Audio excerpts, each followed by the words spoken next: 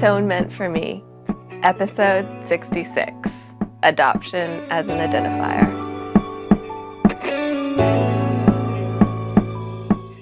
Hey Magical Misfits, it's Caden Ivy and welcome back to Atonement for Me. If anybody knows me for any length of time, it's very well known that I happen to be adopted.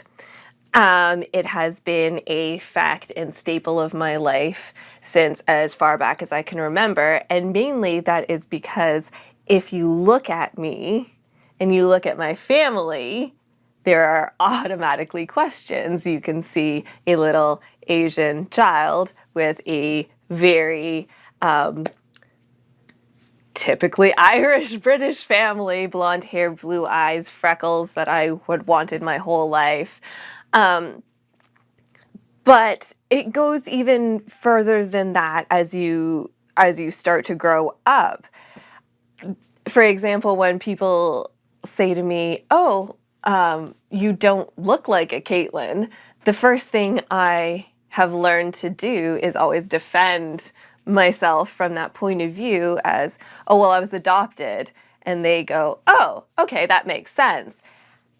And it made sense to me in a really strange way for the majority of my life, because I know that I don't look like what people imagine a Caitlin to look like. It is a very Irish name. That's why my parents selected it, because of their Irish family.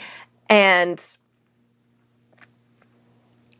it never really dawned on me that that was why I always had to defend myself with, "Oh, it's okay because I'm adopted. It wasn't me." And it's like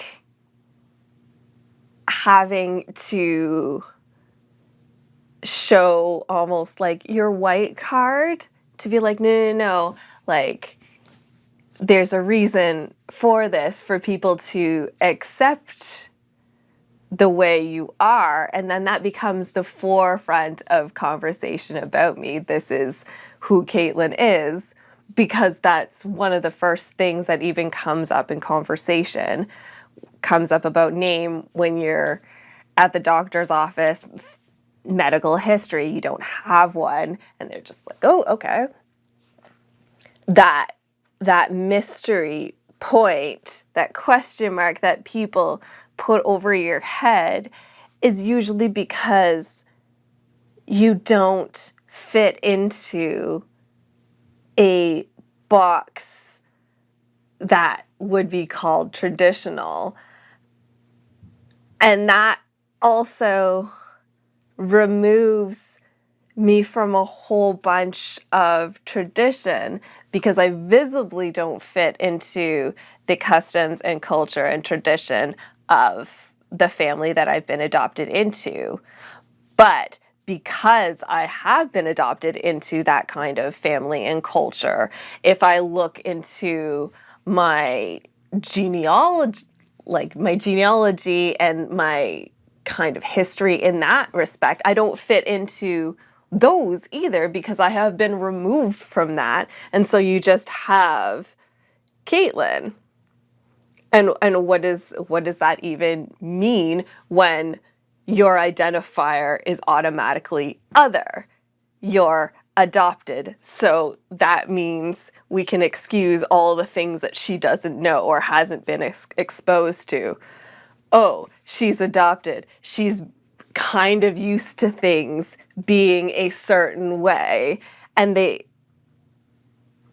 kind of have to know that history in order to continue on having a conversation with me. Because especially being visibly Asian, people say to me, "Oh, your English is so good," or "You speak so educated." And my defense has always been, "Oh, it's because I'm adopted." And people accept that, not as Caitlin could have possibly gotten this far being born into an immigrant family or a regular family in in Canada. No, she's gotten this far. She has this accent. She is able to be educated, because you still had those white parents, that okay, that kind of, you have to be accepted because of this. And it puts you in a very strange crossroad of, you're so used to excusing yourself that you don't really understand or know your own identifier or your marker without that. You're not just, this is who I am, and you can stand on that. It's, this is who I am, but it's okay because this is my background. And I find,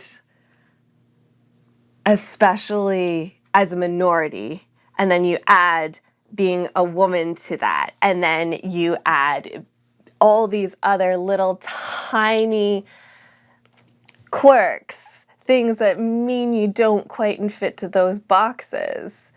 Those little things sort of become your excuse. You're allowed to be this because of this. And I spoke previously about imposter syndrome, because if I get somewhere, I doubt myself for getting that far because of all the things that I had to do to get to just be there.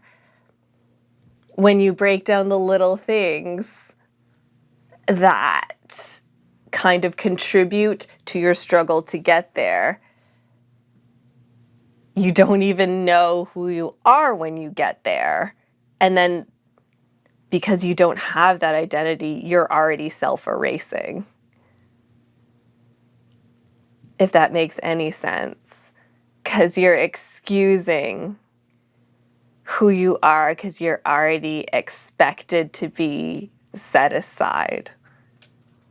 And that's just the tea.